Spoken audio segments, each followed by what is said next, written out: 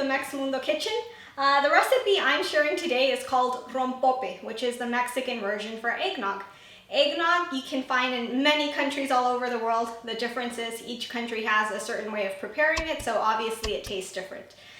Maybe the Mexican version you like more, maybe you like the American version more, maybe you like the European versions more. They're all different and they're all delicious.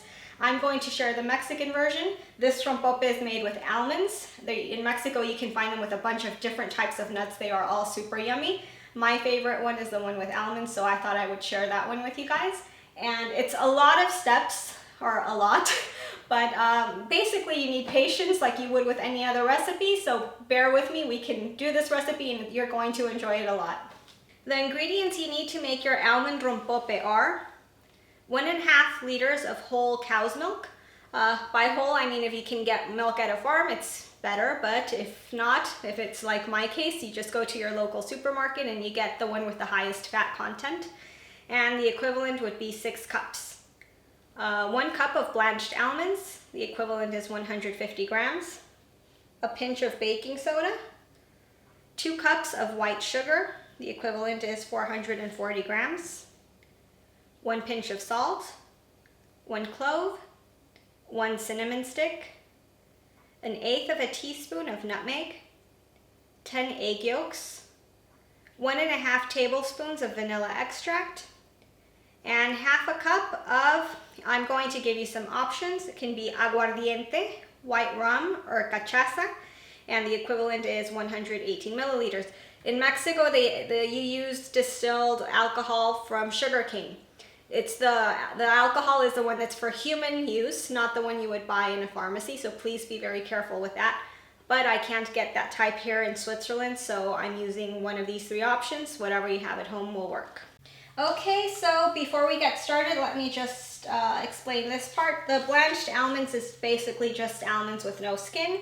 To blanch your almonds, all you have to do is you put your almonds in a little pot, or you can have them soaking in really hot water. The thing is the soaking, it has to be soaking in very hot water for about 10 minutes. Once the 10 minutes are done, you just press the almonds, you add a bit of pressure, and the skin slips off very easily.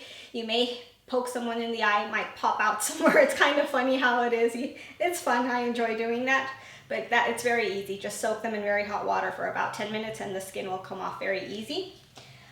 So getting that out of the table, what we're going to do is in your food processor, in your blender, whatever you want to use. I use the blender, it works better for me. I'm going to put the almonds, and from the total of the recipe that I asked for the amount of milk, you're going to grab some milk from there. You don't need extra milk. So about 1 or 2 cups of milk. What you're going to do is you're going to add the milk in here with the almonds and you're going to process it.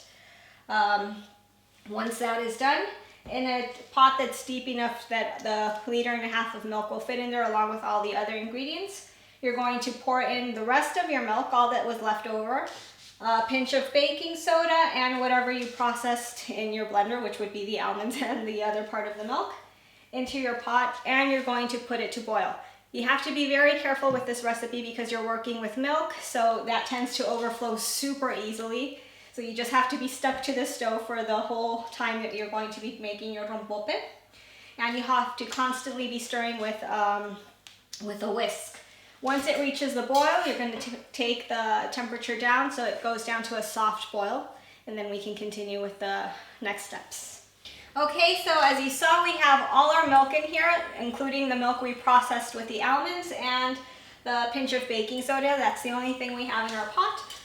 It boiled and I put it down to a simmer, and as you saw, I was moving continuously. That's important. So you don't want the stuff to stick at the bottom and that your milk burns and you ruin your recipe before you're even halfway through.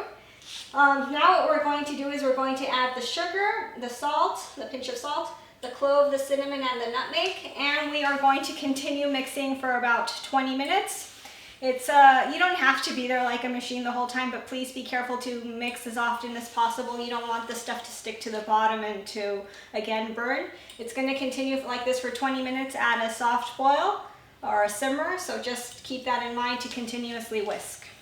Okay, so I turned the heat off of this part. We're done here. We're going to start with the next step. I have my egg yolks in the bowl and I'm going to whisk them, and then we're going to temper them. What's this part? What we do is if you add the egg yolks directly into the hot milk, they're just going to scramble in there. They're going to cook. If you temper the egg yolks, which would be taking out some of the hot milk, about half a cup I think I grabbed, and pouring it in very slowly while you continuously whisk, you're kind of adapting your eggs so that they don't cook. You're kind of helping them adapt to the heat, to the heat level. It's kind of like it's a step you really need to do. It's very important. Don't pour your egg yolks directly in here. You do have to temper them. So slowly add the milk in there and whisk it while you're adding, so that the egg yolks get used to the change of temperature and don't scramble when you add them in here. Once you've tempered them, then you can add them back into your whole milk pot. And again, you whisk, you turn your heat on, and we're going to let it simmer for about 20 minutes. It can be less. The egg yolks are, what they do is they start thickening the rompope, what you're making.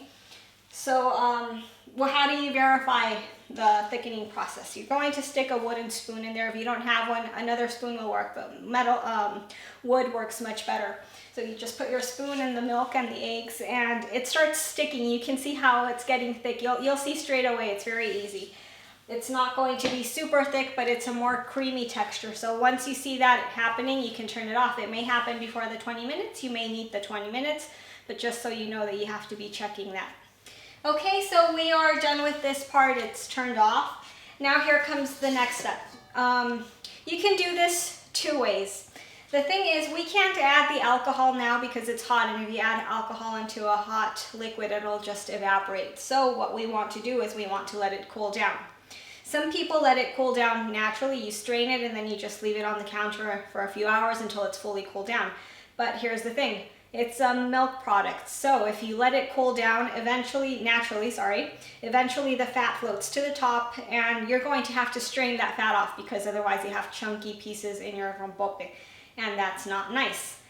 I like cooling it down by putting some iced water in here, just pieces of ice and water, and sitting my bowl with the strained rompope mixture inside and continuously whisking it so it cools down and the fat doesn't separate from the milk. I want that fat to stay in there because you have so much more flavor. I don't want to strain it out. It's a pity to get rid of all that yummy flavor that the fat in the milk has.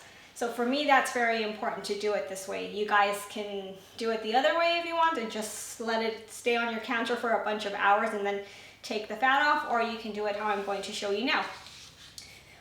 Since we're straining it, I'm using a strainer with a colander, with very big holes because I want some of the pieces of the almonds to go through. I don't want all the almonds, otherwise my rompope is way too thick, too grainy, but I do want some of those pieces in here because it gives it a texture and it's much nicer. So if you have a colander that has big holes, use that one. And you just sit it inside, like I said, the bowl, and with the whisk, just mix it so it cools down and the fat doesn't have a chance to separate. Okay, so we have cooled down practically the final part of our rompope or Mexican eggnog. I'm going to add the liquor, the cachaça, and I'm going to add the vanilla extract, which are the two last ingredients. The vanilla extract, by the way, is our homemade one, which I already made a video for you guys. This baby turns 1 year today, so that's the time I suggested to at least have it for about a year so that it really gets a lot of nice flavors in there from all the vanilla beans. So if you want to learn how to make it, we have a video for there. I'll link it. If it's not linked in the video, it's going to be down in the description box, so you can check both places. We're going to add it to our cool down mix. We're going to mix it and we're going to bottle it. Here's an important part. Your bottles need to be sterilized. How do you do that? You're going to put a really deep pot, depends on the size of bottle you're using, with water, and you're going to boil the water. Once it's boiled, you put your bottle in there. The bottle has to be open. If it has a separate cap or if it has one like this one that you just flip back, that has to be open. You need the water to go inside your bottle so it sterilizes the inside. And you're going to let it boil for about 10 minutes. Once the time is off, you shake all the water out and you just let it sit on your counter until it fully air dries. Do not dry it with a towel, with a paper towel, nothing. It needs to air dry. And then you can use a funnel to put your rompope in there, and then you can refrigerate it. But some dishwashers have a sterilizing option. Mine doesn't, but I know some do. So that's also another option. You can check your dishwasher or the manual and see if yours does that, also just as a tip. but that would be what that's what we're going to do right now, sorry. Okay, so here's our rompope, our Mexican eggnog. It is so yummy. You can taste it now, but the thing is the flavor will change once it's been in the fridge for a few hours. It changes, so the best thing is to leave it in your fridge for a few hours, but right now you can have a sample and see how nice it is. Before I forget, some of the videos that I want to link in this one, I have two channels. I started first with a channel called Mex Mundo, which was in Spanish and English. It was a bit confusing having the same video in both languages for many people, so we decided to split the channel into this one, which is Mex Mundo Kitchen, and the other one stayed in Spanish. So, what I wanted to show you guys was the vanilla extract you can find in the other channel. You'll find it in English, Mex Mundo. And also, I'll put the link in the bottom so it's easier for you guys to find it. And also, what other video did I want to link in here? Oh, the meringues. I'm not sure if I have it in this channel or in the other one, but here's the thing. We use the egg yolks to make the recipe. So you have a lot of egg whites left over, and it would be a pity to, obviously you're not going to throw them out. You can make an omelet or something. But I have a delicious recipe for Swiss meringues, so you can make those. If the recipe isn't in this channel, I can't remember, it will be in the other channel. Again, I'll put the link on the bottom in the description. And another thing you won't be wasting is these almonds, the ones you strained out. I have a recipe for Mexican rice pudding, arroz con leche, which is also in the other channel.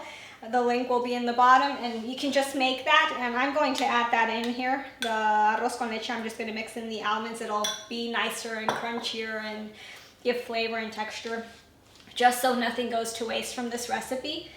And well, we have this ready and done. Now what we're going to do is refrigerate it. In the fridge, it should last about 4 weeks, about a month.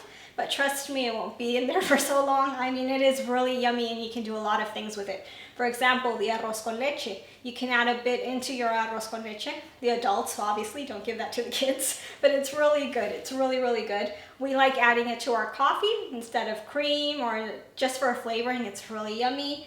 Or you can make jellos. You can do a lot of stuff with this. So if it lasts a week or 10 days, it's too much. It'll disappear from your fridge. I hope you guys enjoy this recipe. This is a farm recipe. It's completely from scratch. It's how my grandma and my aunts make it when they have milk from the farm. So it's a very, very, very special recipe. And don't forget to give like to the videos. When you click like, you help YouTube see that the channel is active. You help YouTube promote my work, my channel, and it's always nice if you guys help out by sharing or by giving a thumbs up, a like in the video, so I really appreciate that. Thank you, and I'll see you guys in the next one.